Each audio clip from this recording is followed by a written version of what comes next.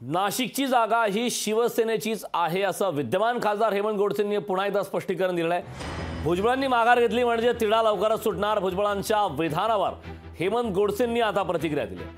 शिंदेंच्या शिवसेनेचे खासदार हेमंत गोडसे यांनी भुजबळांच्या माघारीवर प्रतिक्रिया दिली आहे। त्यांच्याशी बातचीत केली आमचे प्रतिनिधी महेश महाले यांनी।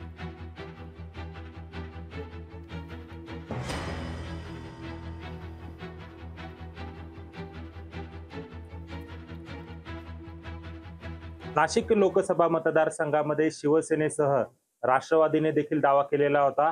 मात्र मंत्री छगन भुजबळ यांनी पत्रकार परिषद घेत नाशिकच्या लोकसभा निवडणुकीतून माघार घेत असल्याचं स्पष्ट केलेलं आहे।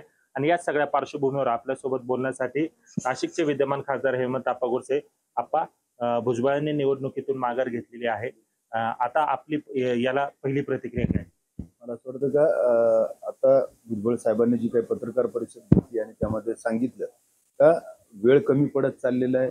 महाविकास आघाडीचे उमेदवार त्या ठिकाणी जाहीर होऊन 3 आठवडे झाले, म्हणून त्यांना जो काही आग्रह केला जात होता या ठिकाणी लढण्यासंदर्भामध्ये वेळ कमी असल्या कारणानं 6 विधानसभेमध्ये फिरणं देखील एक तारेवरची कसरत आहे। आणि म्हणून मला असं वाटतं का वेळेअभावी त्यांनी निर्णय होत नसल्या कारणाने या ठिकाणी माघार घेतली आणि त्यांनी योग्य वेळी योग्य निर्णय घेऊन हा तिढा सोडवला। निश्चित या संदर्भामध्ये यापुढे आता लवकरात लवकर महायुती सर्वच नेते या जागे संदर्भामध्ये शिवसेनेला ही जागा सुटेल आणि लवकरात लवकर उमेदवार जाहीर होईल असं त्याला विश्वास।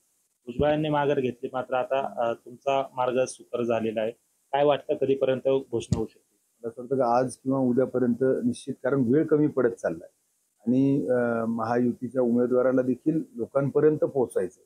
6 विधानसभा मतदारसंघ खूप मोठ्या प्रमाणामध्ये असतात, मला असं वाटतं का आज किंवा उद्या हा निर्णय घेणं अपेक्षित आहे। तर महायुतीतील उमेदवाराची घोषणा ही लवकरच केली जाईल असा आशावाद हेमंत गोडसे यांनी व्यक्त केलेला आहे।